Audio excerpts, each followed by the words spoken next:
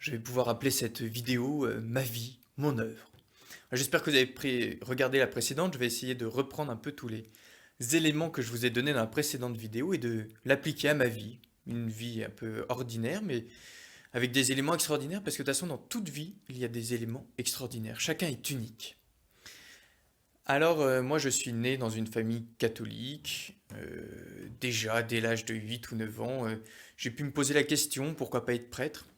En fait, c'était une question parce que voilà, le style de vie des prêtres m'intéressait beaucoup. Je trouvais que c'était des personnes heureuses. Du coup, je voulais leur ressembler. Ensuite, ça a pu venir, repartir, ça dépend des moments.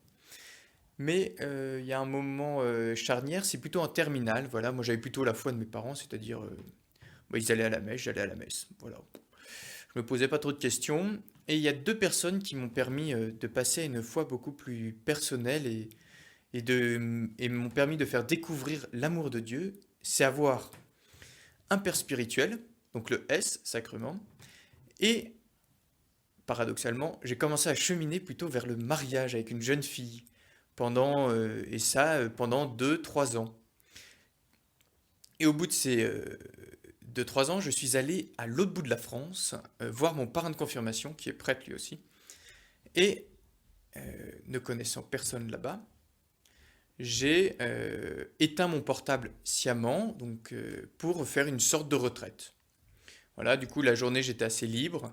Donc, vous voyez, le A pour adoration, mais prière. Et éteindre le portable pour rester un peu dans le silence. Voilà, faire 5 jours, 7 jours en silence.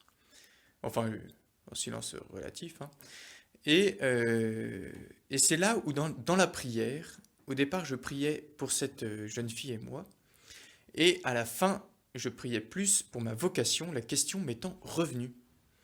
Et donc à partir de là, je l'ai raconté à cette jeune fille, et c'est là où le dé de la vie droite nous a aidé à être libres, parce que cette jeune fille a dit, eh bien je te préfère plus heureuse en tant que prêtre que heureux avec moi.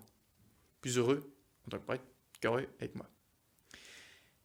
Et c'est l'un des plus beaux cadeaux qu'elle m'ait fait. Et en fait, du coup, en ayant une vie droite, ça permet aussi de pouvoir prendre ses distances au moment opportun pour réfléchir.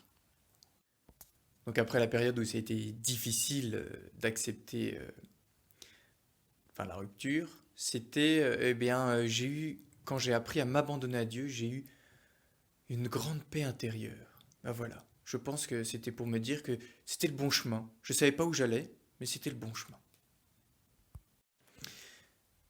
Et aussi dans ma vie, au moment où je me suis posé la question de la vocation, j'ai eu une plus grande volonté. Alors c'est bête, mais j'ai commencé à ranger ma chambre, à faire mon lit, à me lever plus facilement le matin. Et c'est aussi un petit signe, je pense, de se dire, ah, il y a quelque chose. Et du coup, j'ai réfléchi pendant 2 ans encore. Donc ça a été 2 années, ordinaires, hein. J'allais en cours, et moi j'ai fait de la finance.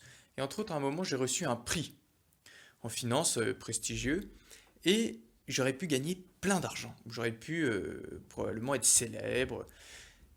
Et pourtant, toujours là, grâce à une vie droite, j'ai pu ne pas perdre la tête et me dire que l'essentiel n'était pas là. C'était pas là où je serais heureux. Et là où je serais heureux, c'était probablement en étant prêtre. C'est ce que je me suis dit. Alors, en montant sur le podium, je sentais qu'il me manquait quelque chose. Et donc cet événement m'a permis aussi, voilà, on fait des renoncements pour pouvoir aller plus loin, on renonce à certaines choses. Mais on renonce pour un bonheur plus grand. J'aurais pu me marier, j'aurais pu avoir de l'argent, j'aurais pu avoir de la gloire. Eh bien non. Je veux le bonheur avant tout. Et le bonheur, je l'ai en m'abandonnant dans les bras du Seigneur. Voilà, c'est comme ça que j'ai appris petit à petit à m'abandonner, puis jusqu'au jour où je suis rentré en propédeutique sans que ça ne soit une grande crainte pour moi. Et donc pour la prochaine vidéo, je vous dirai ce qu'on fait au séminaire et pourquoi prier pour les vocations.